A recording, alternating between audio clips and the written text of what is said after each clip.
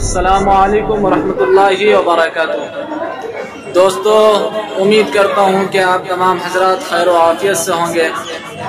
آج گھومنے کے لیے ماشاءاللہ دلی جامع مسجد آ چکا ہوں، اور یہاں آنے کے بعد ماشاءاللہ بےحد خوشی ہو رہی کہ آج ہمارے ساتھ ہندوستان کے مشہور و معروف شاعر جناب قاری تابش ریحان صاحب سے ہماری ملاقات ہوئی۔ تو میں نے یہ سوچا کہ تابش ریحان صاحب سے مل کر ایک ویڈیو بنا لی جائے، اور تاکہ ہمارے جتنے بھی آڈینس ہیں ان کو دکھایا جائے۔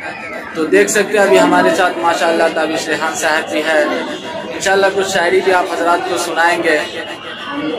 تو میں تابش ریحان صاحب سے میں یہ درخواست کرتا ہوں کہ ذرا ہمارے آڈینس کے لیے کچھ چند اشعار سنایا جائے۔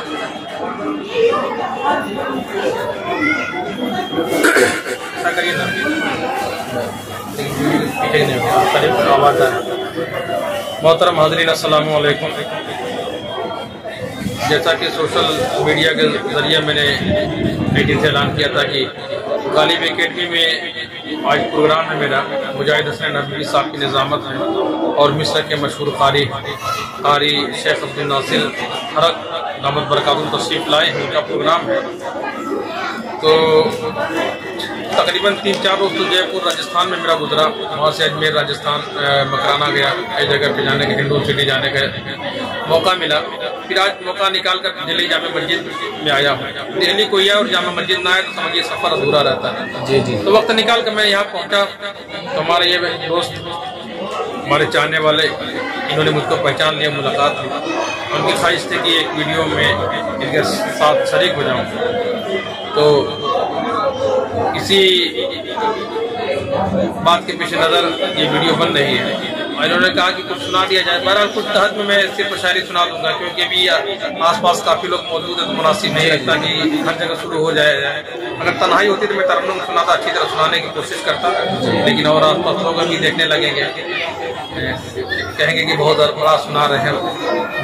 اس لیے میں چاہتا ہوں کہ چند قطعات، ابھی ایک قطع میں سوشل میڈیا اور فیس بک پر دیکھ رہا تھا، بلکہ حضرت مولانا ہارون ندوی صاحب دامت برکاتہم کا میسج آیا میرے پاس، انہوں نے ویڈیو بھیجی کہ قاری صاحب میں نے آپ کا شعر پڑھا ہے، اور مجھے بڑی خوشی ہوئی، میرے لیے بڑی سعادت کی بات ہے کہ اتنی بڑی ہستی نے میرے شعر کو پڑھا۔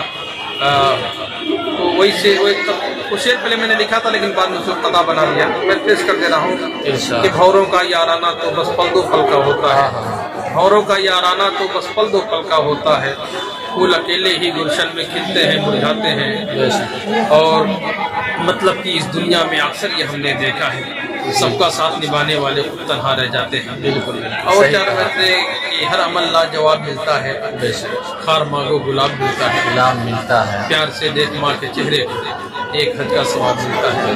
یہ جگہ میں دیکھ رہا ہوں کہ آس پاس کچھ ہماری بہنیں نماز پڑھنے کی تیاری کر رہی ہیں، اس لیے اسی پہ انہی چند قطعات پر اکتفا کر رہا ہوں۔ السلام علیکم۔